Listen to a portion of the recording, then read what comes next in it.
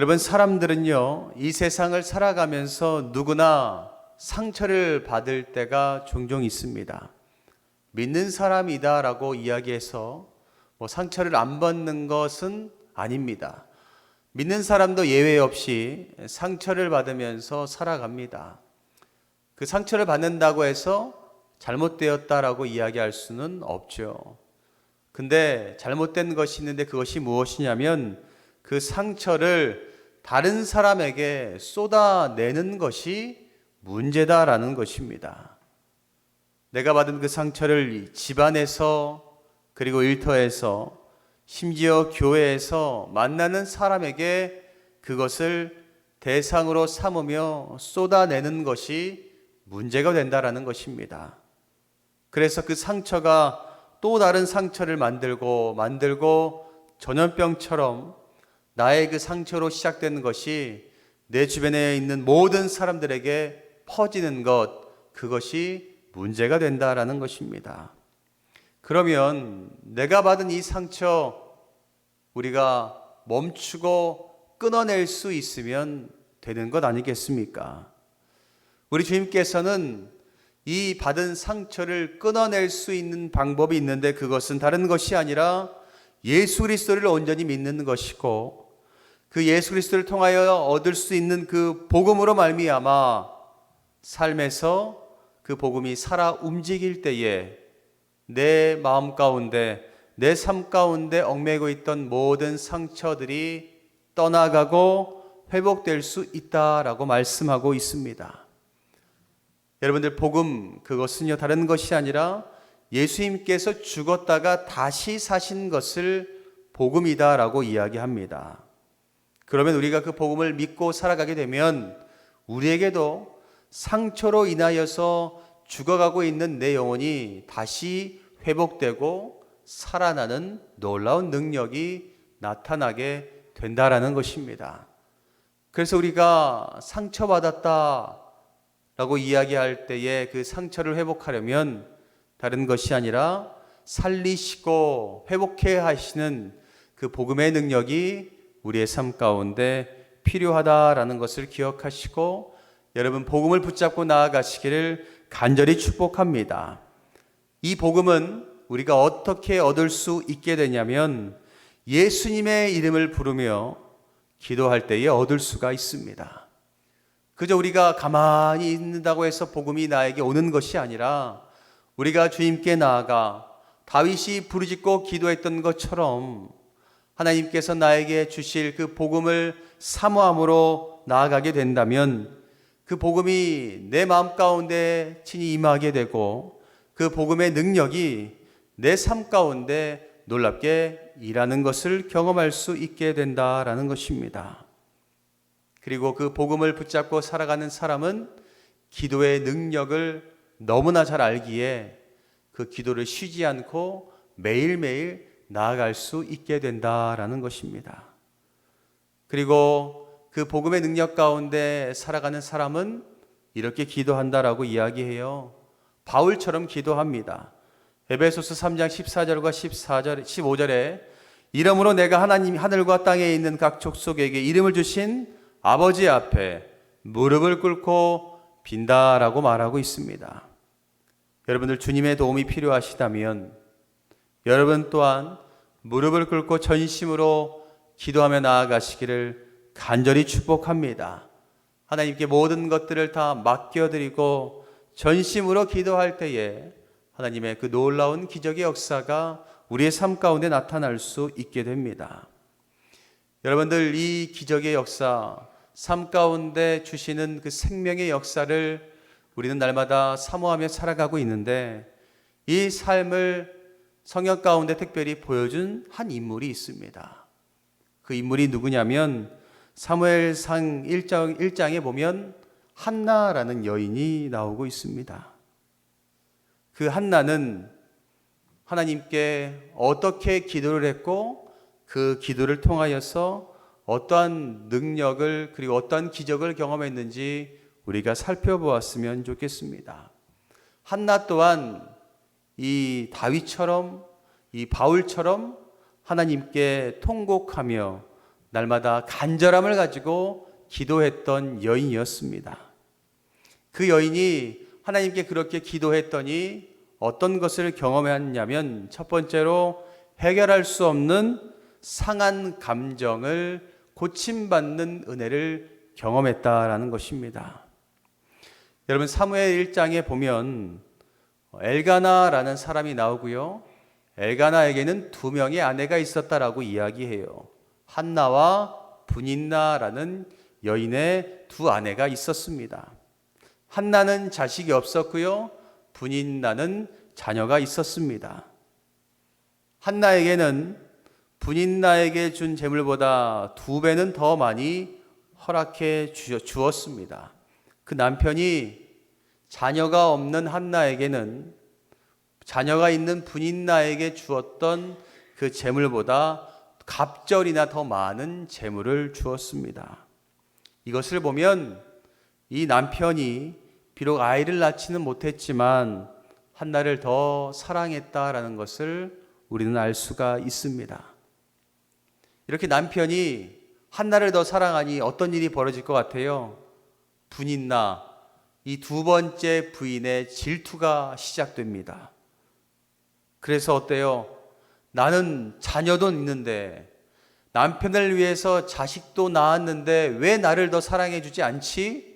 질투가 마음 가운데 싹트게 되고 그것이 화가 되고 화가 난 이 브닌나는 어떠한 일을 행하게 돼요? 한나를 괴롭히기 시작합니다. 얼마나 괴롭혔냐면 이 브닌나의 괴롭힘으로 인하여서 한나가 서러워서 매일매일 울기만 했다라고 성경에서 말합니다. 그리고 또 어때요? 얼마나 괴롭힘이 심했냐면 아무것도 먹지 못했다라고 성경에서 말합니다. 힘들어하는 한나를 남편이 다독이고 아무리 많은 재물을 주어도 해결받을 수가 없었습니다.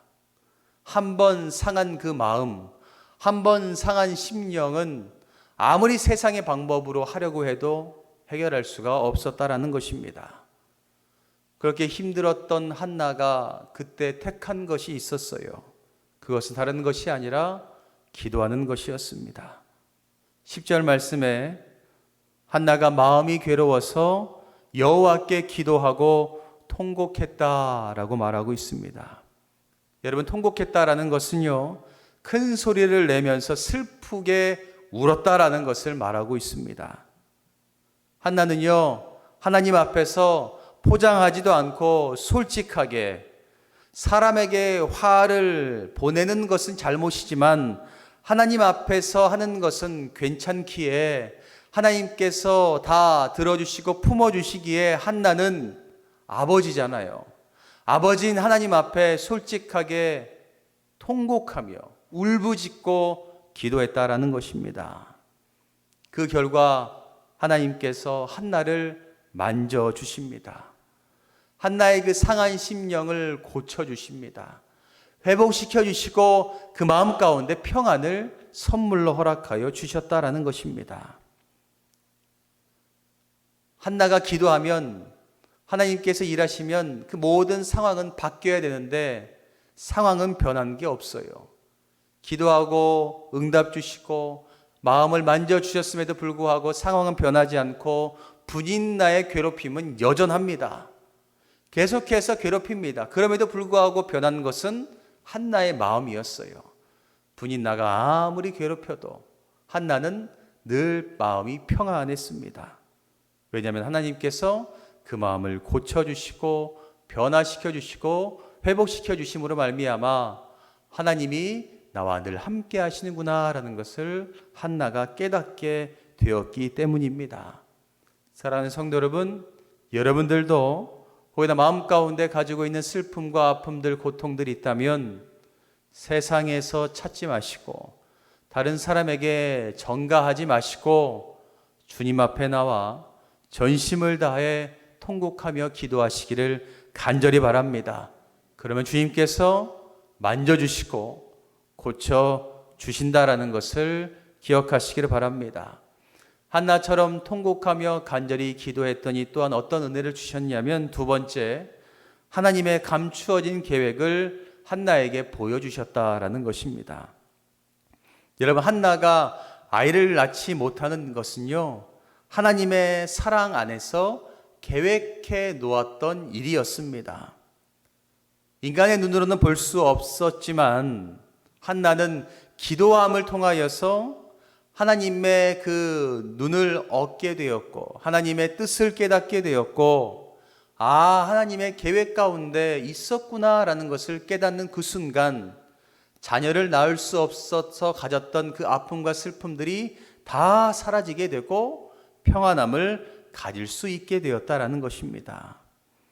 여러분, 기도하지 않으면 우린 절대 하나님의 계획을 알 수 없습니다. 그리고 기도하지 않으면 당장 내 눈에 보이는 것에 매여서 살아갈 수밖에 없습니다.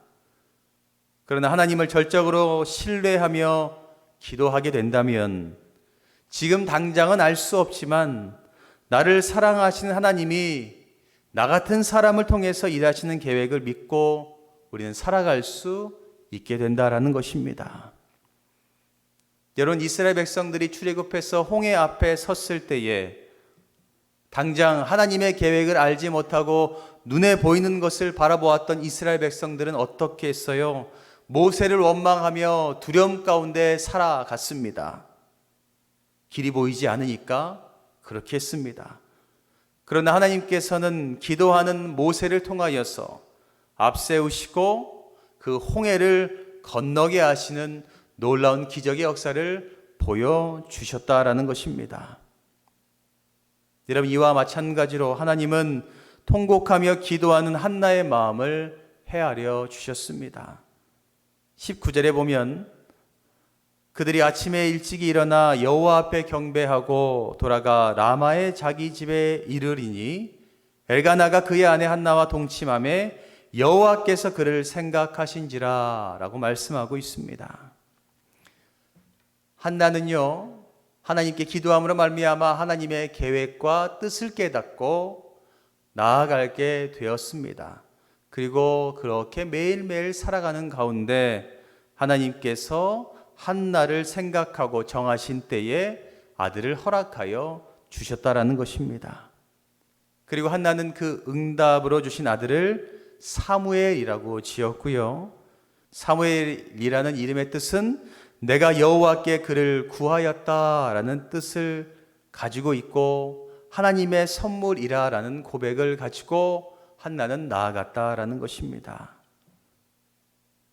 여기서 우리가 한나의 마음과 태도를 한번 생각해 보았으면 좋겠습니다. 아들을 낳고 한나는 어떤 마음이 들었겠어요? 야, 내가 이제 다 이루었다. 내가 지금까지 받았던 서름과 내 이 아픔들, 내 이 분인 나에게 다 갚아줘야겠다라는 마음이 들지 않겠습니까? 보란 듯이 내가 다 갚아주겠다라는 인간적인 생각이 들지 않겠냐라는 겁니다. 근데 여러분, 성경 어디에도 한나가 분인 나에게 복수했다, 되갚아줬다라는 그 내용은 어디에도 나와 있지 않습니다. 그러나 분명한 것은요, 한나는 하나님께 기도함으로 평안함을 얻은 여인이었습니다. 그러니 이 평안함을 가지고 분인 나에게도 동일하게 다가가 안아주었지 않겠냐라는 것입니다. 둘째 부인으로서 얼마나 힘들었을까, 아팠을까 생각하며 그 분인 나를 따뜻하게 안아주는 한나의 모습이 상상이 되었습니다. 우리들도 기도함으로 하나님께 주신 평안을 얻었다면 다른 사람에게 복수하려고 안갚음하려고 하는 것이 아니라 그 사람이 입장이 되어서 안아줄 수 있는 우리가 되기를 간절히 바랍니다. 또한 한나처럼 간절함을 가지고 기도했더니 어떤 은혜를 주셨냐면 오늘의 내 기도가 하나님의 역사와 연결되는 놀라운 기적을 경험하게 되었다라는 것입니다. 여러분, 한나는요, 젖을 땐 사무엘을 데리고 성전 가운데 올라갑니다. 그리고 여호와께 드리겠다라고 서원을 하게 되죠. 그 서원을 통하여서 사무엘은 이스라엘 역사 가운데 가장 큰 인물이 될 수 있었습니다.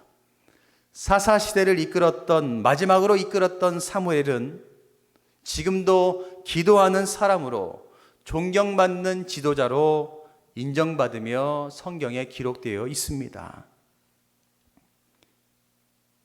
여기서 한나가 임신하지 못하게 하신 하나님의 감추어진 계획을 알 수 있게 되었다라는 것입니다. 하나님께서는 한나를 임신시키지 않았던 이유가 있으셨습니다. 왜냐하면 사무엘을 위해서 하나님께서는 한나를 준비시키셨다라는 것입니다. 분노 속에 아이를 갖는 것이 아니라, 아픔 속에 아이를 갖는 것이 아니라 기도를 통해서 한나의 마음 가운데 평안함과 평강으로 가득 채워졌을 때, 하나님의 그 사랑으로, 하나님의 그 믿음으로 가득 채워졌을 때에, 그때에 하나님께서 아들을 주셨습니다. 통곡의 기도로 분노와 억울함을 다 씻어낸 다음에 임신하고 사무엘을 낳을 수가 있었습니다. 그 기도가 사무엘을 얻는 그 시작점이 되었다라는 것입니다. 오늘 우리가 드리는 기도가 하나님이 준비하시는 미래와 연결되었다라는 것을 기억하시기를 바랍니다. 여러분들이 어떻게 기도하냐에 따라서 여러분들의 미래는 하나님께서 이끌어 가신다라는 것입니다. 사랑하는 성도 여러분, 혹시 고난의 때를 보내고 있다면 하나님의 일을 기대하시기를 바랍니다. 이것은 하나님을 전심으로 의존하고 기도할 때에, 통곡하며 간절히 기도할 때에 가능하게 된다라는 것입니다. 그리고 하나님의 감추어진 계획이 그때부터 하나하나 시작되는 것을 여러분들 믿으시기를 바랍니다. 오늘도 한나처럼, 다윗처럼, 그리고 바울처럼 하나님께 나와 전심으로 통곡하며 기도함으로 말미암아 여러분들의 가지고 있는 모든 아픔들, 슬픔들이 씻기어지고 하나님의 그 평안함을 마음 가운데 품으시기를 간절히 바랍니다. 그리고 그 평안함을 통하여서 일하시는 하나님의 놀라운 계획이 오늘부터 시작되시기를 주님의 이름으로 간절히 축원합니다.